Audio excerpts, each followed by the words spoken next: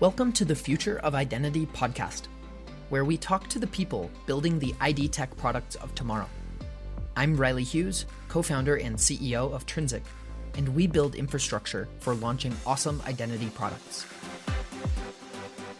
In this episode, I sit down with Keith Huber, VP of Sales Engineering at Ubisecure, to discuss the role of verifiable credentials in identity and access management.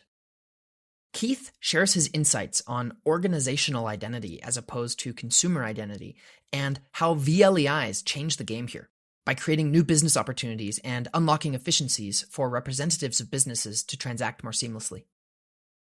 Keith also shares his perspective on how Ubisecure is engaging with the eIDAS 2.0 and European Identity Wallet initiatives, and how these consumer identity initiatives overlap with organizational identity initiatives. While their focus is in the EU market, there are loads of insights that will be helpful to people building IDtech products around the world. And now to my conversation with Keith. Keith, welcome. Hi, Riley. Nice to be here. Yeah, so Keith, I gave a little bit of an intro on your role at Ubisecure, but I wonder if you could just start with, what is your story? How did you end up here in this role working in identity? Yeah, well, I'm speaking to you today from Helsinki, Finland, and it's a long way from my home in Melbourne, Australia. So I graduated from university in Melbourne and started working for a logistics company. I was working as a software engineer. In that, I was dealing with electronic data interchange. And I was using software that was made in Finland. And I had the opportunity then to work for this Finnish company. And the company that I worked for was a teleoperator. And during the dot-com boom, they had acquired many small companies. And one of the challenges they had was every company's solution had their own solution for user management, identity management. Every user had many passwords, many user accounts. That company pivoted after that, and I was put in place of a project to evaluate single sign-on solutions. I then went back to university. I got a master's degree in software business, master's of economics, and moved to Helsinki and got a job working for Ubisecure, which is a Finnish provider of customer identity and access management software. That's where I've been now for 14 years and based out of Helsinki.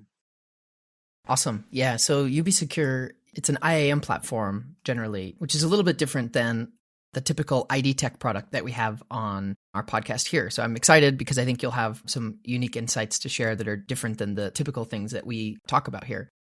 I come from, of course, the world of verifiable credentials. And I think there's this interesting dynamic where about half of the verifiable credential space sees verifiable credentials as a tool for identity and access management. And maybe the other half sees it as more of a replacement for identity proofing. I'm curious how you see this from the Ubisecure perspective, and I wonder how you see verifiable credentials. Do you see them making an impact more in the IAM world, or do you see them more as a replacement for certain kinds of identity proofing? Certainly, we see it as both. Our identity access management software can trust third-party sources for authentication. So verifiable credentials as a login method would be ideal in certain use cases. Our other side of the software is all about working out what's your authority within an organization or what's your authority as a user. And that can be proven through verifiable credentials. It can be used for login and also for giving the user additional access rights once they have an account. So there's kind of the consumer IAM and there's the workforce and organizational IAM side of things. And verifiable credentials sounds like are applicable in both areas. Your organization has quite the deep expertise on the organizational identity side, and I'd love to dig in there in just a moment. But on the consumer side, from your vantage point in Europe, what are some things that are happening that get you excited about where reusable identity is going on the consumer IAM, or as it relates to kind of the overlap between reusable identity and consumer IAM? I think the biggest thing recently for consumers, for the end users, would be the passcode initiatives, FIDO initiative, which is now finally reaching sort of end user adoption. It's become understood, or it doesn't need to be understood anymore. It's the way that people sign in. In Europe, there's been a lot of hope as it was put on eIDAS for citizen to government identification, especially for cross-border use cases. The adoption of that has been very slow, but we're really looking forward to a current initiative around the European Identity Wallet, which is what we see as a way that the consumer will be able to authenticate to not only government services, but also third-party services. That's, of course, going to be a long project, but that's going to really change how citizens authenticate to government. It's a big part of our business too. What is your involvement with the eIDAS 2.0 or the European Identity Wallet initiative? So specifically, we're not directly involved in the eIDAS 2 initiatives or the EU Identity Wallet. But of course, we're following very closely what the local authorities, customers, regions are doing. Ubisecure provides a backend infrastructure to authenticator providers who provide citizen login services. And those same login services we expect to be used as verification sources for citizens. Our customers are closely tied to that network. Like all government projects, it's going to take time and it will probably be delayed, but it's a big game changer for our customers. Yeah, it's interesting. You brought up the FIDO work and how the recent advent of passkeys and the form factor that the basic public-private key pair type authentication takes with passkeys has done something. I mean, I don't know. It's not really that much better if you really try to break it down. But somehow the form factor that it takes and the just lower friction that passkeys represent really does a lot for adoption. I've been using passkeys and man, it is just really smooth compared to like an authenticator app or something like that. And I think part of the reason for that smoothness is the proximity from the operating system, because you have Apple, Google, Microsoft all integrating passkeys very closely with the lowest levels of the software that they're providing. And this is obviously a very private sector thing that has rolled out in a way that seems like is getting adoption. On the other hand, we have the EU Identity Wallet and other initiatives which are government-led. Do you have any insight into how maybe the European market specifically will look at private sector and the big tech world of the Apple and Google wallets and Samsung wallets and all of that versus the EU Identity Wallet? How do you see these two big top-down initiatives playing out? The EU's published a reference architecture and a reference wallet. So there will be a reference wallet that each member state could implement by themselves if they choose. If we look at how eIDAS 1.0 was done, they made a reference implementation of the specific nodes for doing the type of identity federation, and most member states followed that model. What I think will happen is in each member state, there's an existing application already in use. So we already have, for example, in Finland, we have a government app for messaging with government sector. That will become, I think, the wallet. And the same, I think, will happen in other places. But hopefully it's done in a model where you can store your credential in the wallet of your choice. Of course, that's the intention of the EU, is also to break down these borders, allow cross-border business or cross-border mobility. So having that credential in the wallet of your choice, which might be the operating system wallet that provides, or it might be a big tech wallet. It might be something that you choose for yourself. They won't foolishly put all their eggs in one basket. This is the chicken and the egg problem, and there's lots of eggs, chickens, and baskets. I like that framing.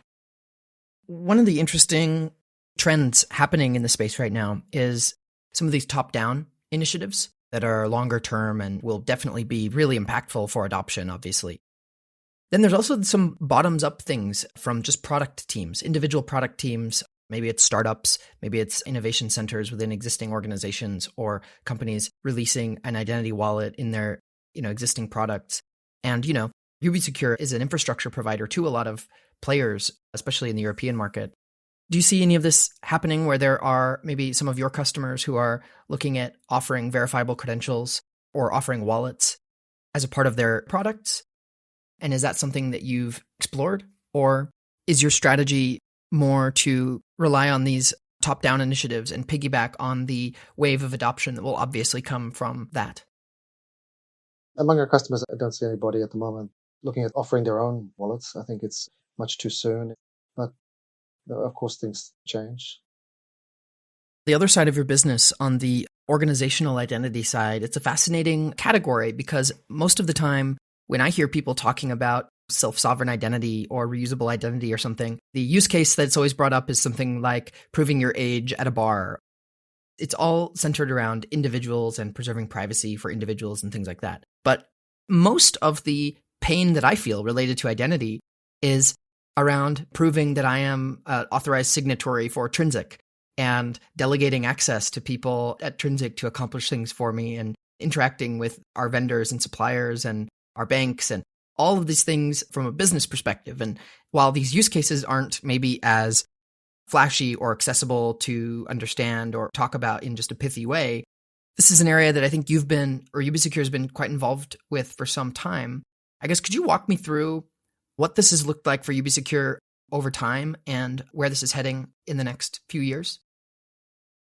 So yeah, organizational identity is a big part of our business. And it comes from the fact that often in B2B world or business to government world, the person who buys a service or signs up for a service is not the person who uses it. So you might sign off on the invoice, but it's actually delegated then to somebody else to do, or to a whole team of people whose members change over time.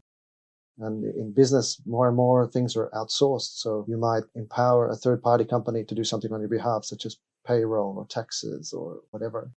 And Ubisecure powered the Finnish government business-to-business authorization and identification system for business-to-government services. It was called Katso for over 15 years. And that was a way that a person could sign in or authenticate once and then prove that they have their connection to one or more businesses. And then the ability for that to be delegated in different ways, so either to an individual, delegated to another organization, and so forth. So that was able to reap massive cost savings for the Finnish government across over 100 different services. And they had 400,000 companies registered in that scheme. So it was the primary way to do business with the government. But coming back to the main point was that in a B2B world, the person who buys a service is not the one who's actually consuming that service. That's a problem we solve with our technology, which is basically allowing somebody to be verified either through third-party sources or through an authoritative database, and then to get that strongly verified account, highly assured, and then to be able to invite somebody or for somebody to request access through that. And that could be an individual or another organization. These things just slice days and weeks off the paper trail, off the red tape, of the bureaucracy of doing business to business or business to government transactions. And there's no more power of attorney or verified documents or waiting in queues. Everything can be done online. One thing that I see happening in the space that seems like it's going to make a big impact in organizational identity is the verifiable legal entity identifiers, or vLEIs. And I wonder, how do vLEIs change this, or what do vLEIs add to what you're already doing in this space?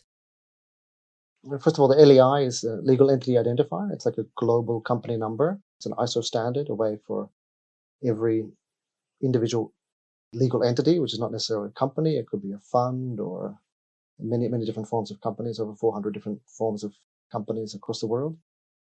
And it's a way for every legal entity to have its own clear identifier.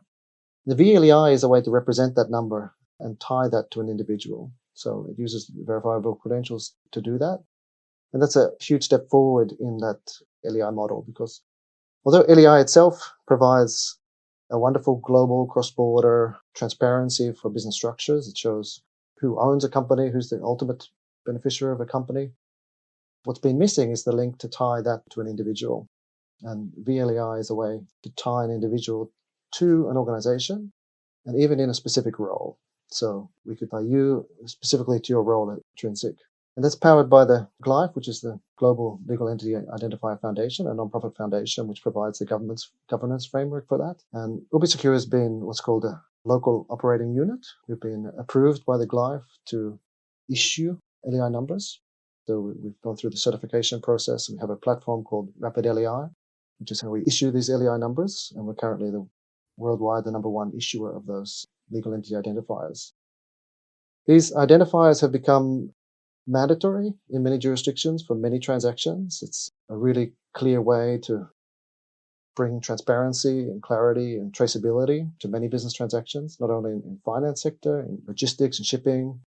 It brings to verifiable credentials that governance which is needed to make sure that the issuer of the verifiable credential is actually a trusted body, that they've gone through the certification process, they followed the right procedures to verify that what is inside that credential is accurate and true.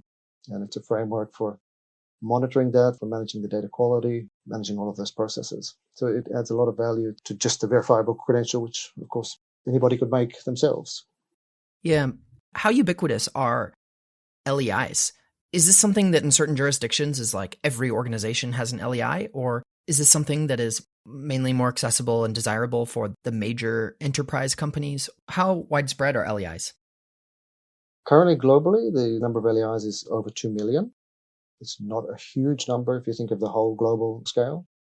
But in certain markets, for example, in finance, trade, it's becoming mandatory, or it's become mandatory already in many jurisdictions to have that number. Many government house or registering authorities for businesses, they issue alongside their own number. They follow the procedures, and they're a registered issuer of LEIs as well. They're also the local operating unit. When you register a company in London, you can also register your LEI number at the company's house and record that. In Finland, for example, the Finnish trade register is also a validated issuer of this LEI number. And of course, more and more legislation is baking in this requirement for LEI because of the efficiencies that it brings. If you want to investigate a transaction, it's going to slice the time for investigating that transaction because you're linking it to a number where you get an API where you can validate that, find out more about that connection for free. Do you think that the advent of vLEIs will increase adoption of LEIs, or how do you think that these two sort of concepts will relate?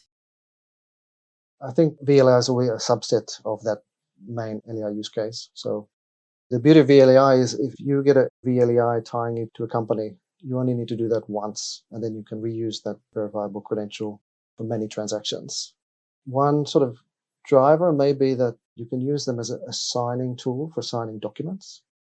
And this is a really powerful thing because as opposed to qualified signatures, you sign a document and tie your identity to a document. With vLEI, you're tying yourself to the document, you start tying your company and your role at that company, all in the signature. And if there's multiple signatories on a document, it also shows the relationship between those signatories. It might grow the adoption, I think, of the use of digital signatures in business transactions as well.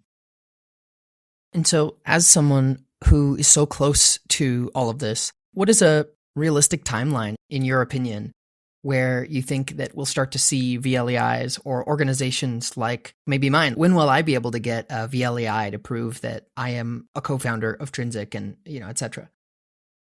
If you look at comparable technologies, for example, passkeys, it takes, a good 5 to 10 years for, wide-scale adoption of a new technology.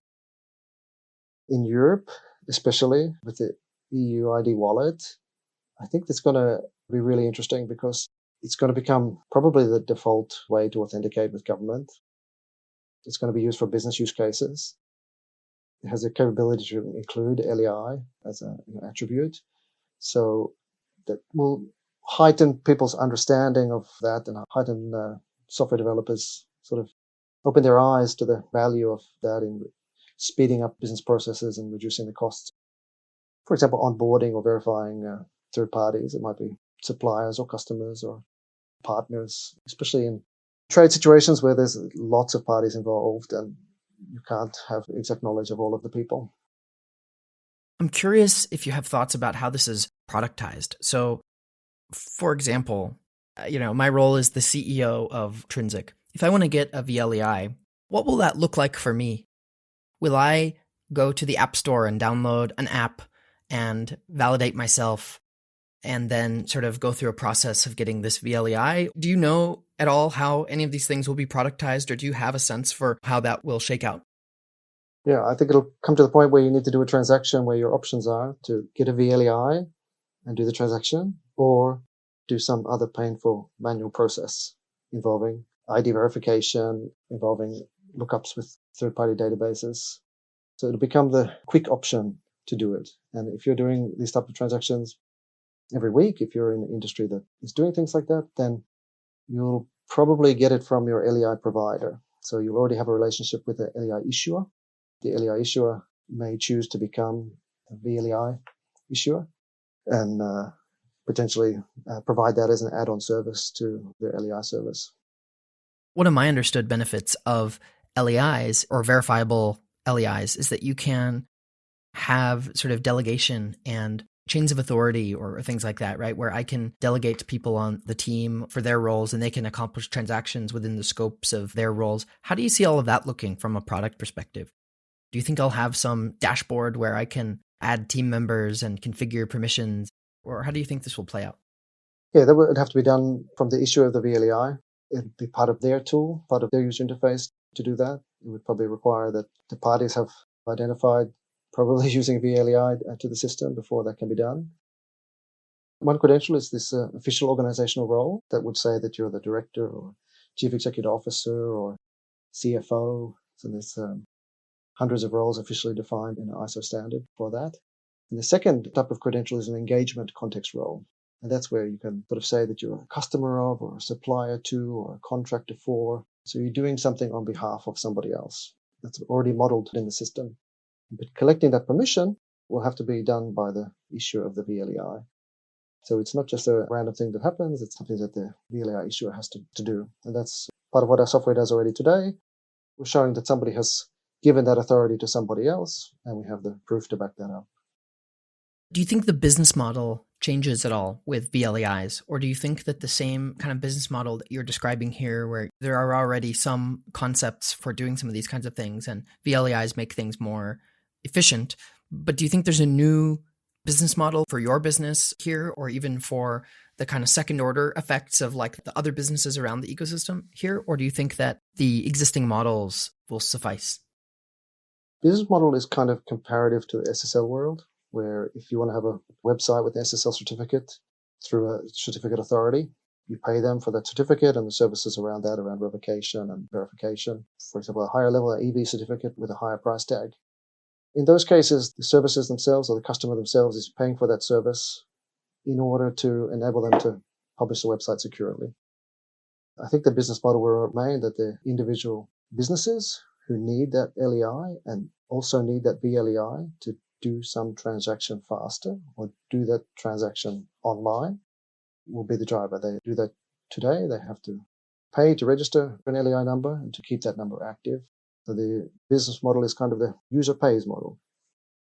And, if we fast forward to a world where this is ubiquitous, where vLEIs are widespread and they're used in all kinds of B2B transactions. Your business is an LEI issuer and you have your Rapid LEI platform for enabling the seeding of the market with these kinds of credentials. What do you think are the piggyback business opportunities or the new businesses and new products that will be enabled in this new world that don't currently exist, but that are opportunities that you think will emerge because the market is seeded with these high trust credentials?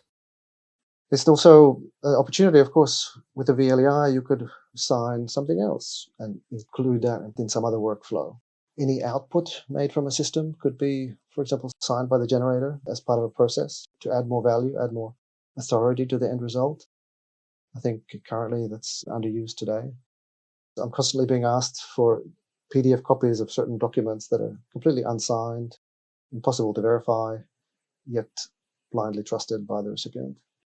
For individuals, there's typically a government ID, which is an anchor, right? In the US, there's the driver's license, which is the go-to example of an identity credential.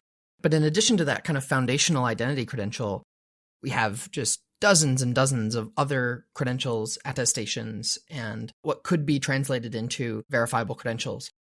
I wonder if we'll see the same thing happen in the organizational identity side, where you might have a vLEI, which is sort of a foundational, high-trust organizational credential.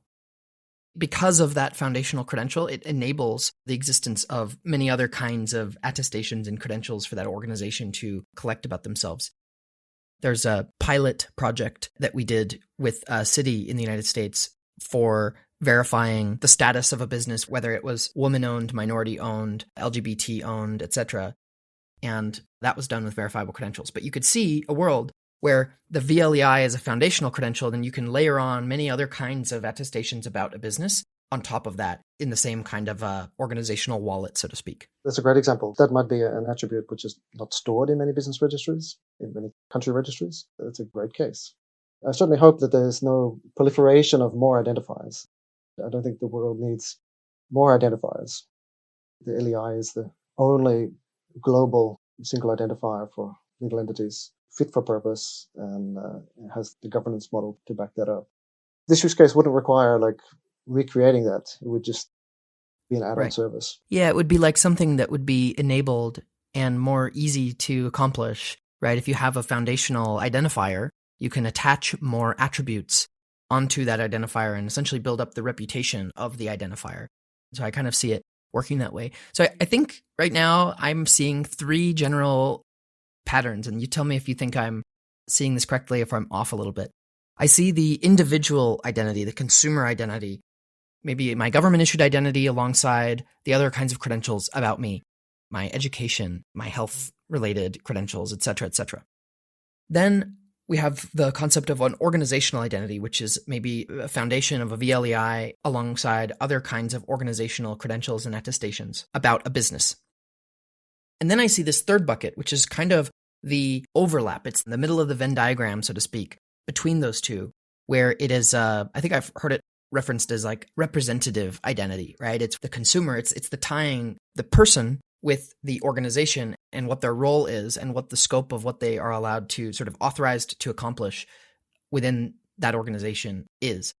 Do you think I'm thinking about this right, or how might you adjust my mental model? Yeah, that the middle case we call representation governance. So that's who you represent in a transaction and what you can do with that representation. So for a certain company, you might be the CEO. For another company, you might be just a line worker.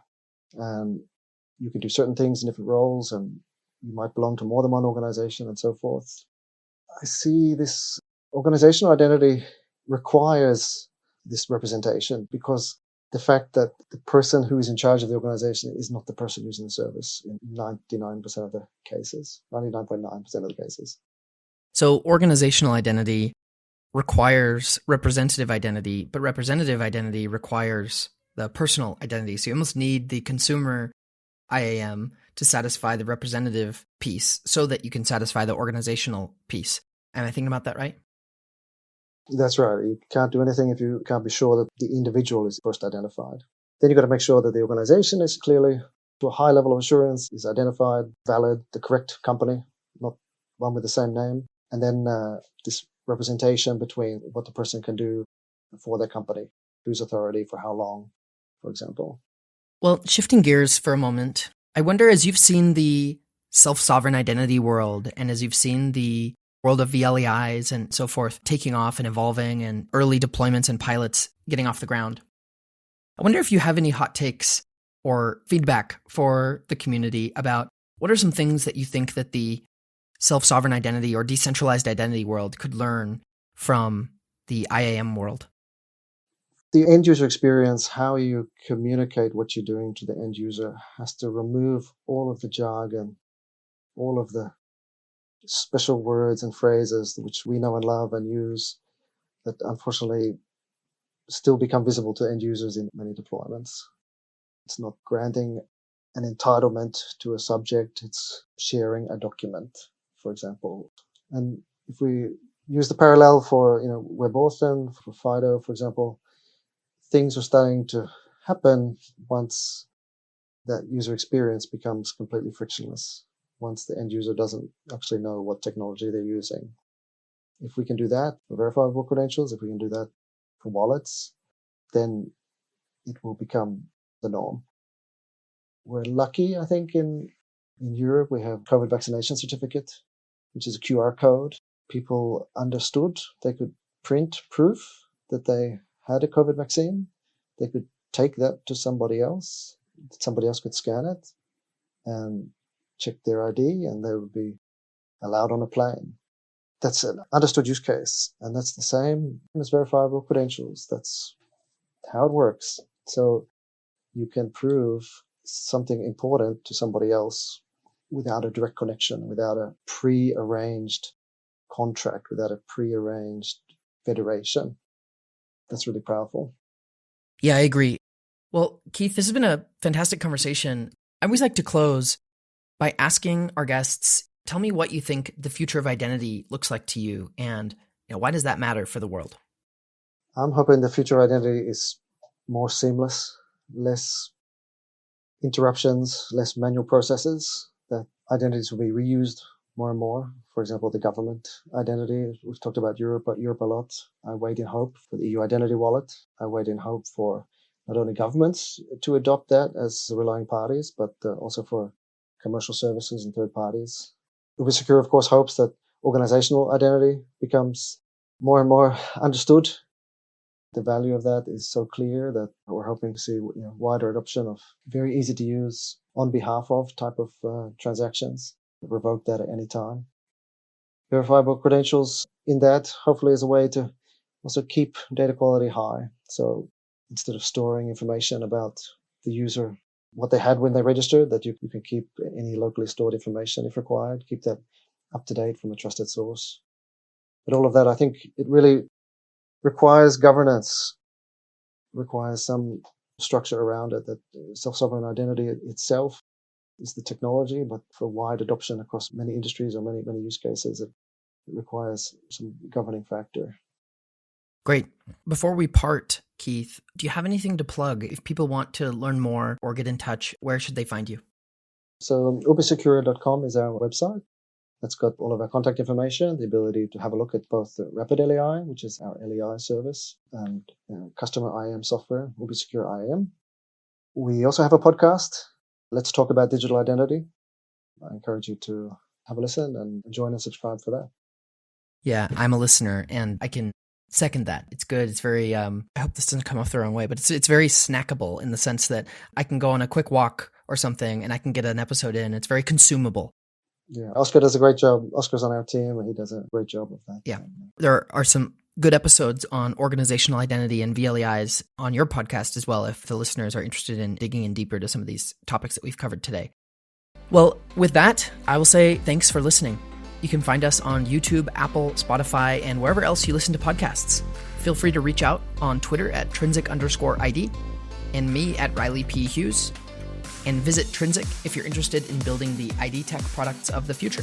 Subscribe to get new episodes as they drop. And with that, I'll say thanks a lot for joining, Keith. Thank you. Thanks, Riley.